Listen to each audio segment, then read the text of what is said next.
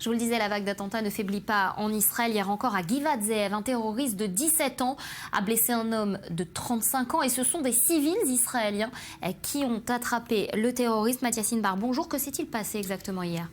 Écoutez, bonjour Nathalie, on va revoir si vous voulez bien cette vidéo parce qu'elle est importante et elle témoigne finalement de l'acte. Tel un chasseur devant sa proie. Véritablement le terroriste palestinien de 17 ans, le voici en train de prendre un couteau, de poignarder à 2 reprises dans le dos sa victime.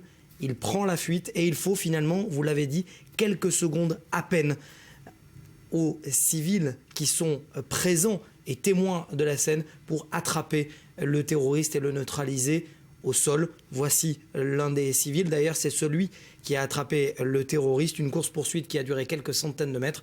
En attendant, l'Israélien, lui, est dans un état très grave. Il est à terre pendant quelques secondes avant d'être transféré vers les hôpitaux les plus proches, en l'occurrence l'hôpital Shaare Zedek de Jérusalem. Je vous propose d'ailleurs d'écouter le docteur qui l'a traité. Il a eu beaucoup de chance. Le couteau a carrément percé ses poumons et il a donc perdu beaucoup de sang.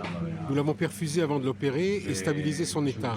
Je peux vous dire de nouveau qu'il a eu beaucoup de chance, ne serait-ce que parce que ses poumons n'ont pas été affectés. La lame est passée très près du cœur et nous avons surtout réussi à contenir son hémorragie.